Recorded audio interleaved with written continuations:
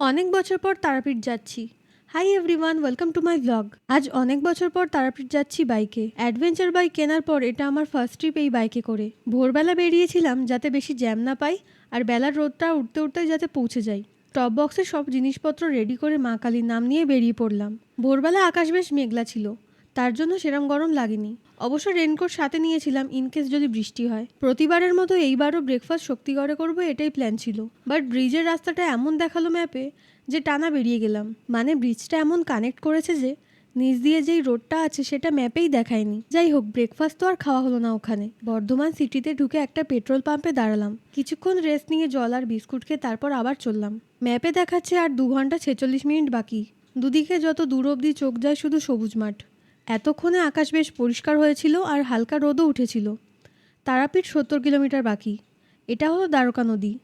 শান্তিনিকেতন যাওয়ার সময় রোড ধরেই গেছিলাম। বোলপুর বাজারে ঢুকতেই বেশ ভিড় পেয়েছিলাম। এই গীতাঞ্জলি হোটেলে আগেরবার ছিলাম যখন শান্তিনিকেতন এসেছিলাম। কোপাই নদী পেরিয়ে আরও কিছুটা এগিয়ে যেতে এমন সারি সারি আক্ষেপ দেখলাম।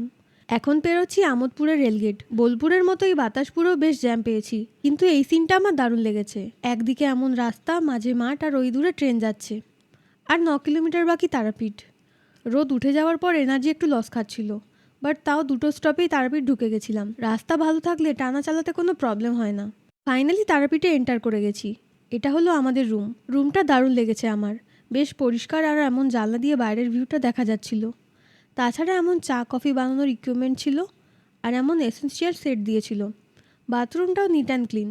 10:30 নাগাদ পৌঁছে ব্রেকফাস্টে নিয়েছিলাম bread butter, bread jam, coffee, দুটো এগ পোচ আর ফ্রেশ লাইম সোডা। এই ছিল আজকের মিনি ব্লগ। দেখা হচ্ছে পরের ভিডিওতে। Bye bye.